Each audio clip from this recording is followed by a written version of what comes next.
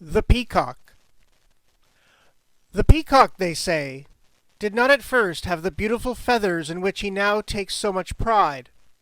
These, Juno, whose favorite he was, granted to him one day when he begged her for a train of feathers to distinguish him from the other birds. Then, decked in his finery, gleaming with emerald, gold, purple, and azure, he strutted proudly among the birds. All regarded him with envy. Even the most beautiful pheasant could see that his beauty was surpassed. Presently, the peacock saw an eagle soaring high up in the blue sky, and felt a desire to fly, as he had been accustomed to do. Lifting his wings, he tried to rise from the ground, but the weight of his magnificent train held him down. Instead of flying up to greet the first rays of the morning sun, or to bathe in the rosy light among the floating clouds at sunset, he would have to walk the ground more encumbered and oppressed than any common barnyard fowl. Do not sacrifice your freedom for the sake of pomp and show. The Mice and the Weasels. The weasels and the mice were always up in arms against each other. In every battle the weasels carried off the victory, as well as a large number of the mice, which they ate for dinner next day. In despair, the mice called a council, and there it was decided that the mouse army was always beaten because it had no leaders. So a large number of generals and commanders were appointed from among the most eminent mice. To distinguish themselves from the soldiers in the ranks, the new leaders proudly bound on their heads lofty crests and ornaments of feathers or straw. Then, after long preparation of the mouse army in all the arts of war, they sent a challenge to the weasels. The weasels accepted the challenge with eagerness, for they were always ready for a fight when a meal was in sight. They immediately attacked the mouse army in large numbers. Soon the mouse line gave way before the attack, and the whole army fled for cover. The privates easily slipped into their holes, but the mouse leaders could not squeeze through the narrow openings because of their headdresses. Not one escaped the teeth of the hungry weasels. Greatness has its penalties. The Wolf and the Lean Dog. A wolf, prowling near a village one evening, met a dog. It happened to be a very lean and bony dog, and Master Wolf would have turned up his nose at such meagre fare had he not been more hungry than usual. So he began to edge toward the dog, while the dog backed away. "Let me remind your lordship," said the dog, his words interrupted now and then as he dodged a snap of the wolf's teeth. "how unpleasant it would be to eat me now. Look at my ribs. I'm nothing but skin and bone. But let me tell you something in private. In a few days, my master will give a wedding feast for his only daughter. You can guess how fine and fat I will grow on the scraps from the table. Then is the time to eat me." The wolf could not help thinking how nice it would be to have a fine, fat dog to eat instead of the scrawny object before him. So he went away, pulling on his belt and promising to return. Some days later, the wolf came back for the promised feast. He found the dog in his master's yard and asked him to come out and be eaten. "Sir," said the dog with a grin, "I shall be delighted to have you eat me. I will be out as soon as the porter opens the door." But the porter was a huge dog, whom the wolf knew by painful experience to be very unkind towards wolves. So he decided not to wait and made off as fast as his legs could carry him. Do not depend on the promises of those whose interest it is to deceive you. Take what you can get when you can get it. The Fox and the Lion. A very young fox, who had never before seen a lion, happened to meet one in the forest. A single look was enough to send the fox off at top speed for the nearest hiding place. The second time the fox saw the lion, he stopped behind a tree to look at him a moment before slinking away. But the third time, the fox went boldly up to the lion, and without turning a hair said, Hello there, old top. Familiarity breeds contempt. Acquaintance with evil blinds us to its dangers. The Lion and the Ass. A lion and an ass agreed to go hunting together. In their search for game, the hunters saw a number of wild goats run into a cave, and laid plans to catch them.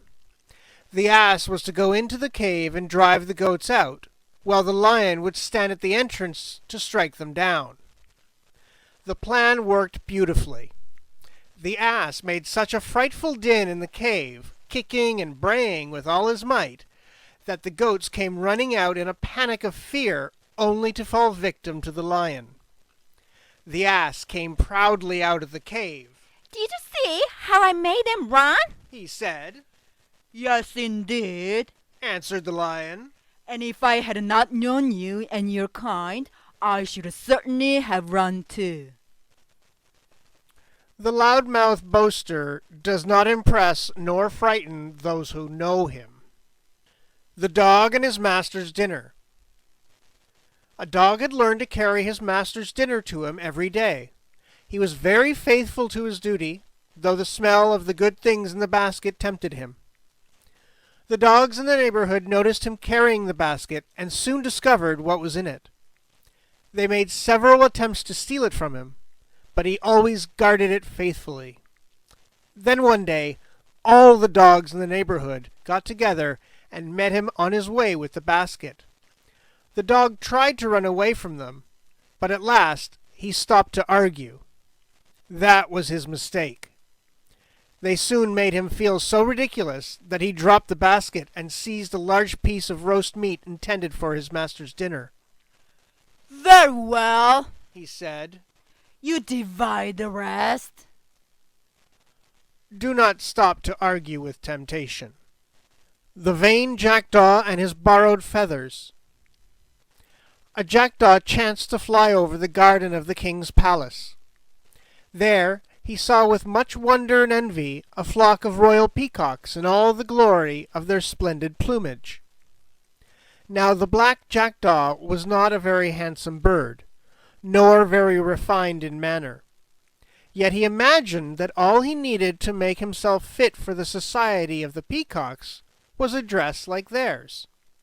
So he picked up some cast-off feathers of the peacocks and stuck them among his own black plumes. Dressed in his borrowed finery, he strutted loftily among the birds of his own kind. Then he flew down into the garden among the peacocks. But they soon saw who he was. Angry at the cheat, they flew at him, plucking away the borrowed feathers and also some of his own. The poor jackdaw returned sadly to his former companions. There another unpleasant surprise awaited him. They had not forgotten his superior airs toward them, and, to punish him, they drove him away with a rain of pecks and jeers. Borrowed feathers do not make fine birds. The monkey and the dolphin. It happened once upon a time that a certain Greek ship bound for Athens was wrecked off the coast close to Piraeus, the port of Athens. Had it not been for the dolphins, who at that time were very friendly toward mankind, and especially toward Athenians, all would have perished. But the dolphins took the shipwrecked people on their backs and swam with them to shore. Now it was the custom among the Greeks to take their pet monkeys and dogs with them whenever they went on a voyage. So when one of the dolphins saw a monkey struggling in the water, he thought it was a man, and made the monkey climb up on his back Then off he swam with him toward the shore. The monkey sat up, grave and dignified, on the dolphin's back.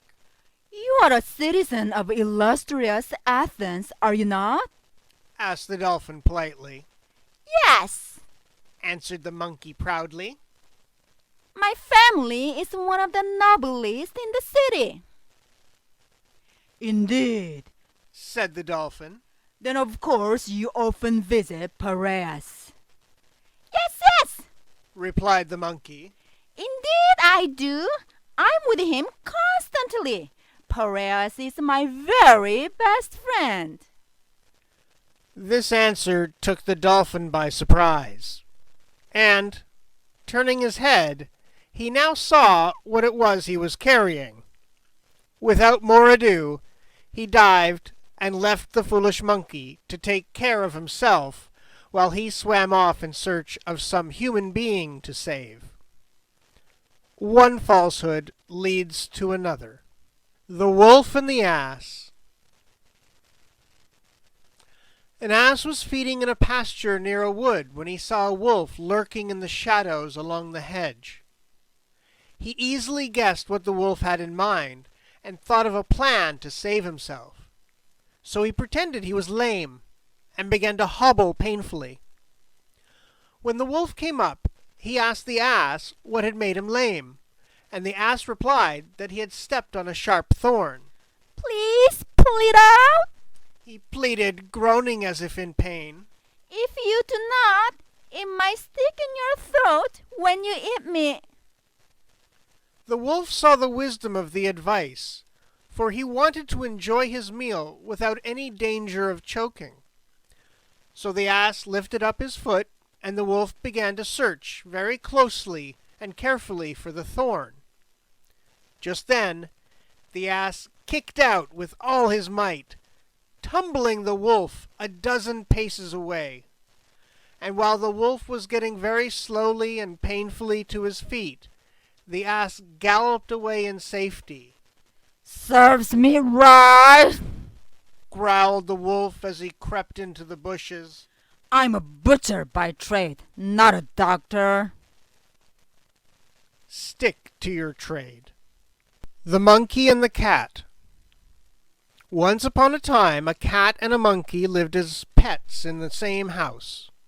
They were great friends and were constantly in all sorts of mischief together. What they seemed to think of more than anything else was to get something to eat, and it did not matter much to them how they got it. One day they were sitting by the fire, watching some chestnuts roasting on the hearth. How to get them was the question. I would gladly get them, said the cunning monkey. But you are much more skillful at such things than I am. Pull them out, and I will divide them between us. Pussy stretched out her paw very carefully, pushed aside some of the cinders, and drew back her paw very quickly. Then she tried it again, this time pulling a chestnut half out of the fire. A third time, and she drew out the chestnut. This performance she went through several times, each time singeing her paw severely. As fast as she pulled the chestnuts out of the fire, the monkey ate them up. Now the master came in, and away scampered the rascals. Mistress Cat with a burnt paw and no chestnuts. From that time on, they say, she contented herself with mice and rats, and had little to do with Sir Monkey. The flatterer seeks some benefit at your expense.